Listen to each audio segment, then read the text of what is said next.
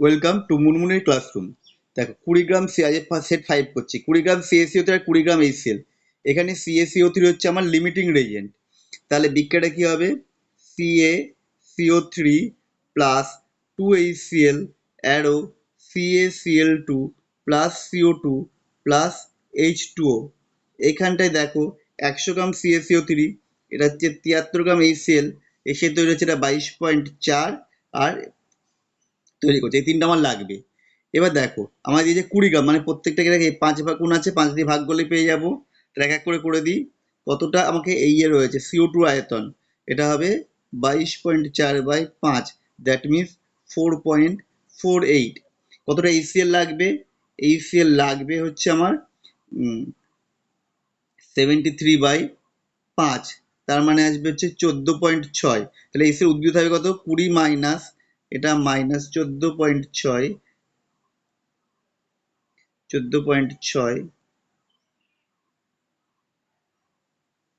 হ্যাঁ, তাহলে HCl হলো কত? 20 মাইনাস 14.6 করলে আছে 5.4। দ্যাট মিন অপশন হয়ে যাচ্ছে আমাদের ডি। এইটা আমাদের সিলেবাসে আবদ্ধ নেই, কিন্তু তুলাঙ্কটা বের করাটা আছে। এখানে জারণ সংখ্যা হচ্ছে +7, এটা থেকে হয়ে গেছে +5।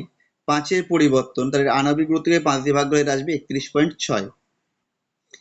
এত এম HCl আর এত এম H2 দুটো করে হাইড্রোজেন রয়েছে, তাহলে কত হবে গাঢ়ত্বটা? 0.1 ইন্টু 0.1 ইন্টু নয় 0.1 যোগ 0.2 ইন্টু 2 পুরোটা বাই 2, এটা করলে আসছে 0.25। দ্যাট মিন অপশন এ।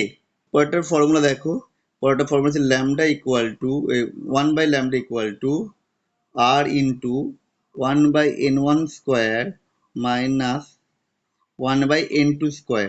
এখানে লিমেনের জন্য বামার সিরিজের জন্য n1 এর মান হচ্ছে 2, n2 এর মান হচ্ছে 3। লিমেনের প্রথম সারির জন্য হচ্ছে 1, এটা 2, দ্বিতীয় সারির জন্য ওটা 1, এটা 3। এই তিনটে বসিয়ে ল্যামডা 3, ল্যামডা 1, ল্যামডা 2 মান বের করে নাও, করে এইটার মধ্যে বসাও, দেখো অ্যান্সারটা মিলে যাবে বাপুগ্রান বউ করলে। বিআর পরমাণুতে পি ইলেকট্রনের সংখ্যা কত? পি ইলেকট্রনের মোট সংখ্যা হচ্ছে 17। দ্যাট মিনস হচ্ছে এটা অপশন এক, একটা হচ্ছে ডি, একটা ডি হলে পর একমাত্র আছে অপশন সি তে।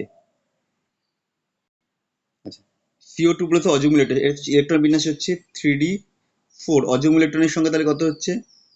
সরি 3d, হ্যাঁ, কারণ হচ্ছে কোবাল্ট, সরি 7, তার মানে অযুগ্ম ইলেকট্রনের সংখ্যা হচ্ছে 3, তার মানে এটা যাবে অপশন এ। বোরের পারমাণবিক মডেলে এটি সর্বনিম্ন NH/2 পায়, তাহলে এর মান 1, এটা যাবে বি। ক্রোমিয়াম পরমাণুর যে এই 24 পেজে ভূমিস্তরে কতগুলি কক্ষ বা ইলেকট্রন দ্বারা পূর্ণ? আচ্ছা, এটা হচ্ছে ইলেকট্রন বিন্যাস আমি করে ফেলি, তাহলে সিআর এর 1:2, লাস্ট ইলেকট্রন আছে, লাস্টটা করলেই হবে, আমার লাস্টটা করে দিই। লাস্টটা হচ্ছে 3d4 4s1। তাহলে এটার ক্ষেত্রে ভূমি স্তরের যতগুলো কক্ষ বা একাধিক এক বা একাধিক ইলেকট্রন পূর্ণ, তাহলে আগেগুলো আমার লাগবে 1s2, 2s2, 2p6। তাহলে কক্ষ কত হচ্ছে? এটাই হচ্ছে 1, এটাই 1, এটাই 3, এটাই 1, এটাই 3, এটাই 5, এটাই 1। যোগগুলো কত হচ্ছে? টোটাল আসছে 15। Option D.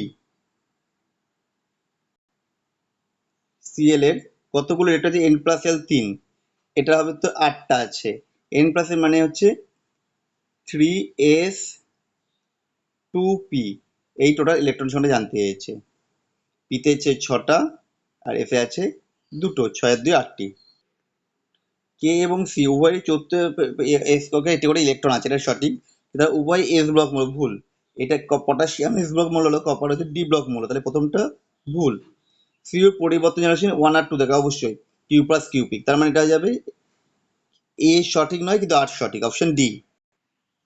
নিম্নলিখিত জোড়গুলির মধ্যে কোনটির প্রথম আয়নাময় শক্তির মান দ্বিতীয়টির তুলনায় কম? এটা হবে বি আর বি, কারণ এখানে এস কক্ষ সম্পূর্ণ ভর্তি আছে, একটা ক্ষেত্রে এস কক্ষ সম্পূর্ণ ভর্তি থাকার জন্য অধিক সুস্থির হয়ে যায়। পরেরটা, এগুলোকে আয়নের ক্রম, প্রত্যেকটা ইলেকট্রন সংখ্যা হচ্ছে 10, কিন্তু তাহলে যার প্রোটন সংখ্যা বেশি তার আকার ছোট, তার মানে এটা হবে এল এর সব থেকে ছোট, তারপরে এমজি, তারপরে এনএ, তারপরে, কারণ এখানে আছে 13টা ইলেকট্রন, এল এর, এমজির 12, সোডিয়ামের 11, ফ্লোরিনের 9, অক্সিজেনের 8, নাইট্রোজেনের 7 প্রোটন আছে। সেই জন্য এই ক্রমটা হয়েছে। আমাদের ভিডিও কেমন লাগলো কমেন্ট করে জানিও। আবার দেখা হবে নেক্সট ভিডিওতে।